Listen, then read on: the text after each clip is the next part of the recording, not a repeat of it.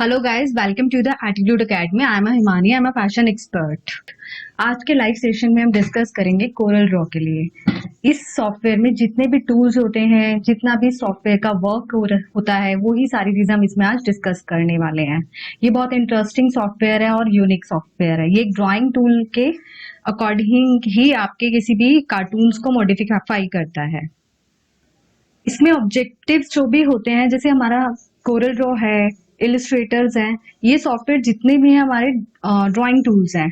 इसमें जो भी डिफरेंस हम बताएंगे बिटवीन जो भी होता है vector images and bitmap images. Defined resolutions. Resolution जो होते हैं, आपकी स्क्रीन जो होती है उसमें जो भी आप एक इमेज को एडिटिंग के लिए लेते हैं, उसका जो रिसोल्यूशन होता है, उसका मतलब होता है कि इफेक्ट्स कैसे आ रहे हैं, पिक्सल एक पिक में कैसा आ रहा है, और उसका रिसोल्यूशन इंक्रीज तो नहीं हो रहा या डिक्रीज तो नहीं हो रहा, उसकी क्वालिटी कैसी है। यही सब इसमें सॉफ्टवेयर में, हम एडिटिंग सॉफ्टवेयर में हम देखेंगे। और आप इसमें फैशन डिजाइनिंग के पर्पज से अगर आप इसमें वर्क करते हो तो इसमें बहुत सारा क्राइटेरिया होता है जिसमें हम इस पे वर्क कर सकते हैं।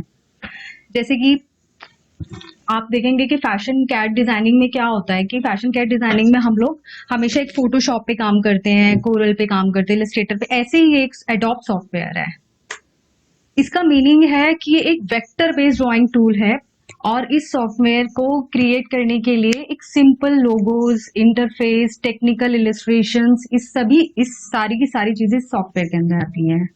और इस सॉफ्टवेयर से हम किसी भी पिक्चर की क्वालिटी को बहुत अच्छा बना सकते हैं, इफेक्ट्स बहुत अच्छे डाल सकते हैं, इसकी क्वालिटी को बहुत अच्छा हाई कर सकते हैं। इस तरीके से आप देख सकते होंगे, स्क्रीन पे आपको दिख रहा होगा कि आपको एक वर्किंग एरिया नजर आ रहा है, जिसमें आप देखेंगे सबसे ऊपर होती है हमारी टाइटल बार, और उसके बाद होती है हमारी स्टैंडर्ड टूल बार, देन होते हैं मेन्यूज, प्रॉपर्टीज बार। प्रॉपर्टीज बार में जैसे कि अगर आपने कोई भी पेज सिलेक्ट किया तो उसकी प्रॉपर्टी कितनी आ रही है, या फिर आपका उसको पेज का कितना साइज आप इंक्रीज कर रहे हो, डिक्रीज कर रहे हो।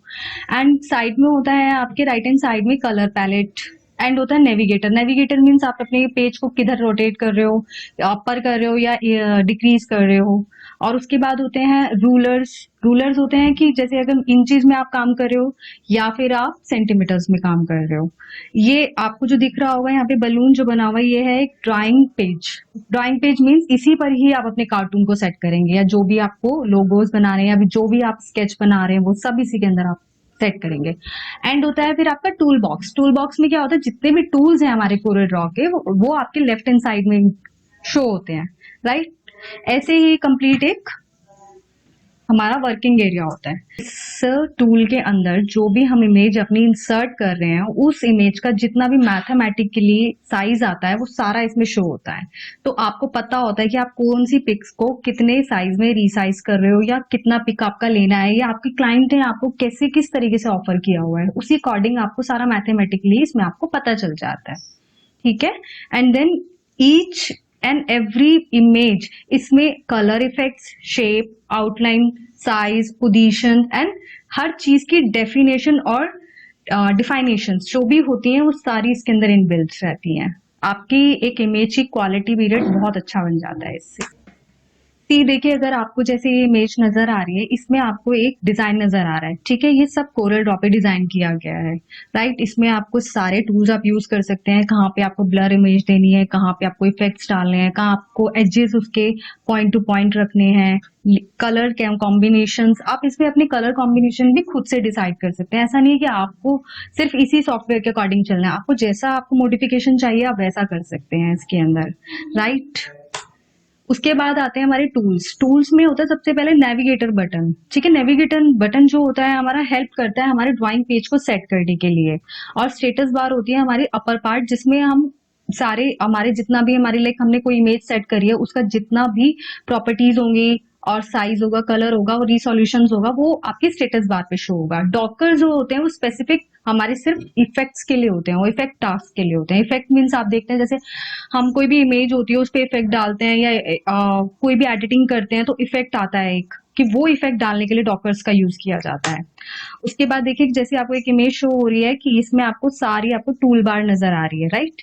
जैसे पिक टूल हो गया, शेप एडिटिंग टूल हो गया, इसमें आपके 5 to 6 शेप्स एडिटिंग टूल होते हैं, जूम टूल हो गया, कर्व टूल हो गया, smart drawing tool, and then rectangle, ellipse tool, object tool, shape tool, and text. Text means होता है जैसे अगर कोई लोगो डिजाइन करना है, मान लो अगर मैं भी एक डिजाइनर हूँ, अगर मुझे अपना कोई डिजाइन करना है और मैंने अपना एक इमेज डाला, इसमें एक स्केच डाला या कोई किसी भी डिजाइनर का ड्रेस डाला, उसमें मुझे अपना नेम मेंशन करना है या फिर अपने ब्रांड नेम मेंशन करना है, तो मैं बहुत इजीली इसमें कर सकती हूँ। उसके बाद है इंटरेक्टिव टूल्स। इसमें क्या होता है, आपके सारे टूल्स का जितना भी एजेस होते हैं उनको सेट किया जाता है। Eye dropper, eye dropper means होता है किसी भी कलर को फिल करना, आउटलाइंस, जैसे कलर की आउटलाइंस हमें मेरे को पेज किसी और कलर में सेट करना है।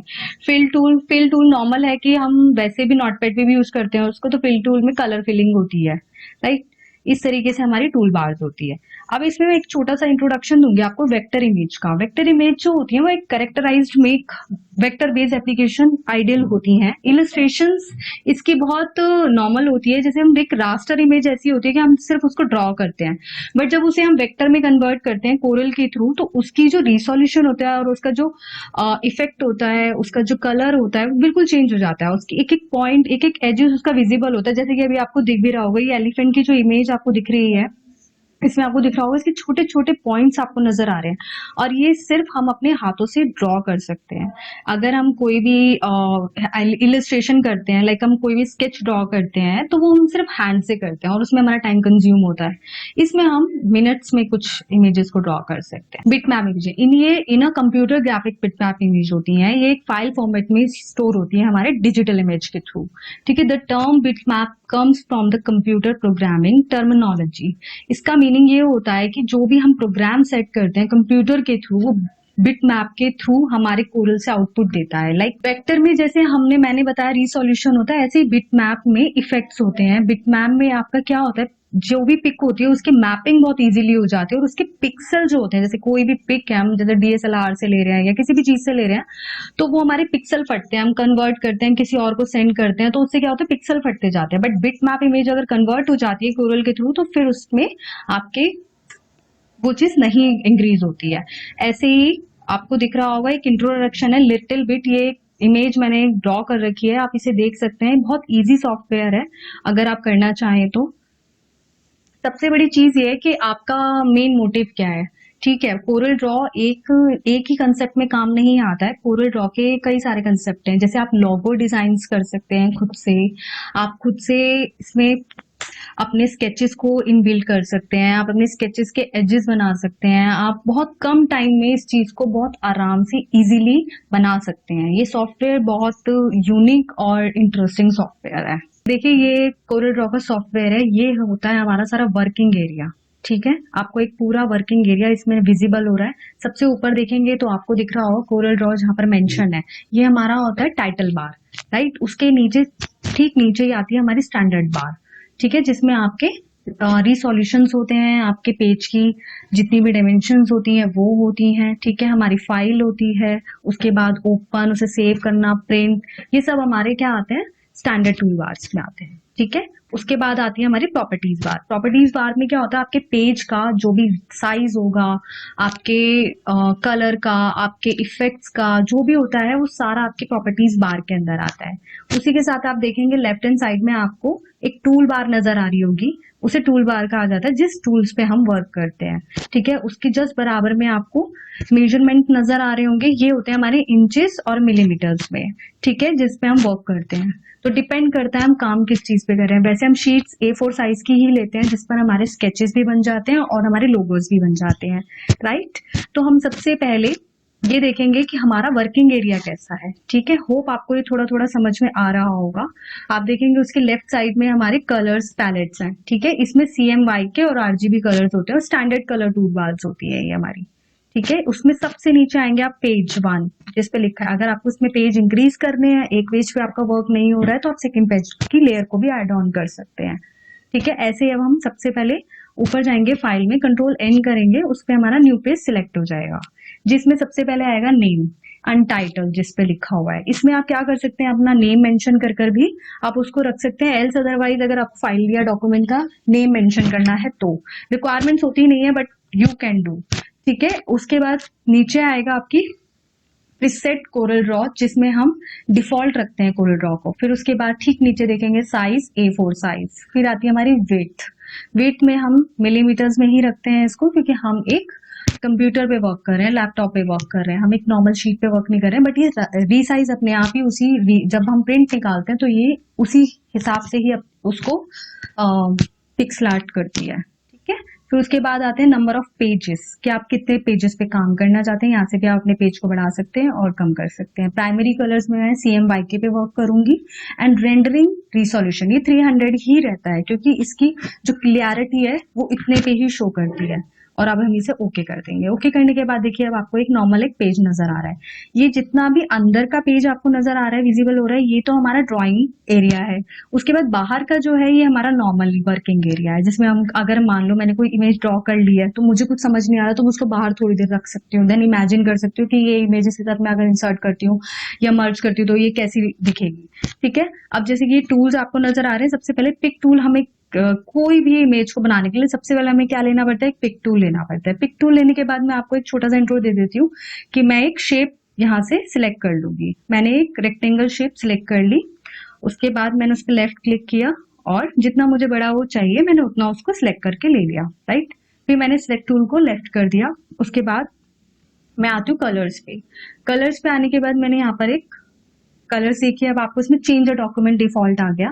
इसमें आता है आपका artistic media, artistic text, call out, dimension, graphic. जब आप ग्राफिक्स पे काम करोगे, पहले तो आप नॉर्मल बना रहे हो तो इसलिए इसमें आपको इसकी रिक्वायरमेंट नहीं होती है, राइट। तो आप सबसे पहले क्या करेंगे, इस चीज को फिर दोबारा से पिक टूल लेंगे, उसको सिलेक्ट करेंगे। पिक टूल पे सिलेक्ट होने के बाद देखिए ऐसे एजेस शुरू हो जाते हैं। फिर उसके बाद हम कोई भी कलर सिलेक्ट कर सकते हैं। तो देखिए इसमें कलर फिल हो गया, राइट। अब जैसे ही उसी के नीचे आपको शेप टूल नजर आएगा, ठीक है, तो हम शेप टूल ले लेते हैं। शेप 1 हम इसमें से ले लेंगे ताकि मैं आपको बहुत इजीली इस चीज को बता पाऊं। अब आप देखिए कि मैंने शेप टूल लिया और जैसे ही मैंने इसको प्रेस करके रखा, ये शेप अपने आप ही चेंज होती जा रही है। मैं इसको एक रेक्टेंगल से सर्कल भी बना सकती हूँ, ये सी आप देख सकते हैं, राइट। अगर अब मुझे इसमें कोई टेक्स्ट एड ऑन करना है तो मैं टेक्स्ट टूल लेकर जितने एरिया में मुझे टेक्स्ट एड ऑन करना है वो मैं इस पे टेक्स्ट एड ऑन कर सकती हूँ।